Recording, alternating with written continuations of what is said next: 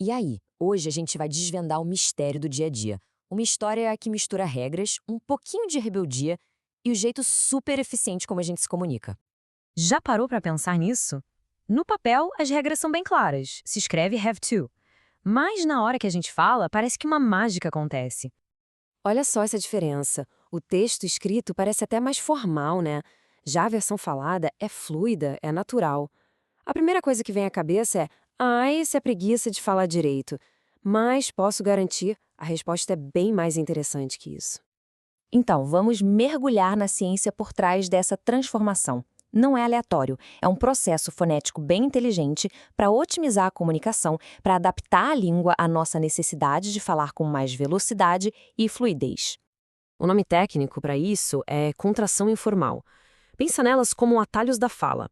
É diferente de don't ou x, que usamos tanto na escrita quanto na fala. O have to, o gonna, o wanna, eles são quase que exclusivos da conversa. São eles que dão aquele tempero, aquele toque de naturalidade.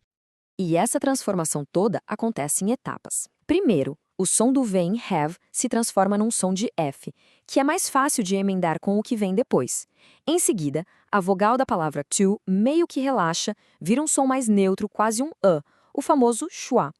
Agora, junta tudo, acelera um pouco e pronto! O have to virou have to. E aqui está o ponto principal. Isso não é um erro, não é falar de qualquer jeito. Pelo contrário, é a língua trabalhando a nosso favor. Essas contrações criam o ritmo, a música do idioma falado. Elas deixam a comunicação mais suave, mais eficiente. É a língua viva, em sua melhor forma. Ok, a parte da fala está entendida. Mas e se o escritor quisesse capturar essa autenticidade toda no papel? Ah, aí a história fica ainda mais legal. Pensa bem, se a escrita busca refletir a realidade e a realidade da fala é essa, faz todo o sentido que a literatura tenha encontrado um jeito de representar essas reduções, né? E essa técnica tem nome dialeto visual. É uma ferramenta literária poderosíssima. A ideia é que a ortografia pareça errada para os olhos, mas soe totalmente certa para os ouvidos. E com isso, um autor consegue dizer muito sobre quem está falando sem precisar de escrever nada. E olha, isso não é nenhuma invenção moderna. Autores vêm quebrando as regras da ortografia há séculos. É uma verdadeira tradição literária de transgressores e realistas. Dá uma olhada nesse exemplo, lá de 1867.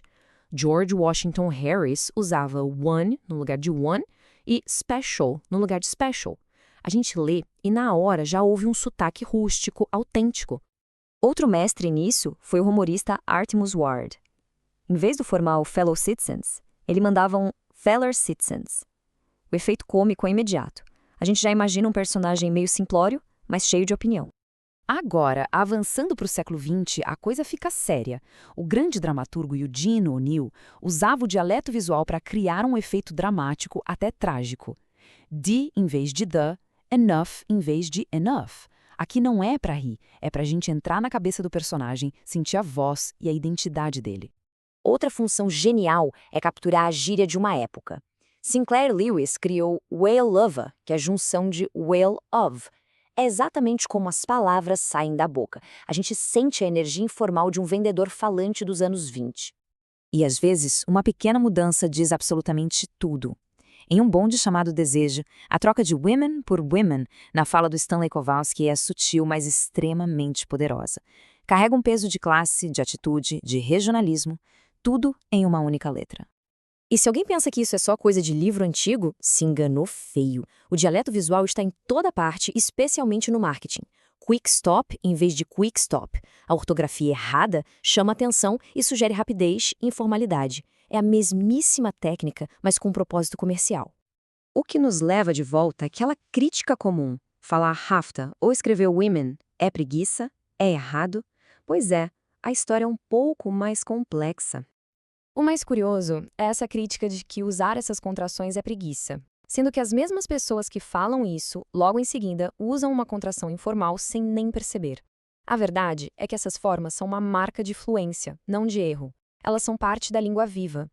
Então vamos amarrar as pontas. Na fala, essas reduções servem para criar fluidez e ritmo.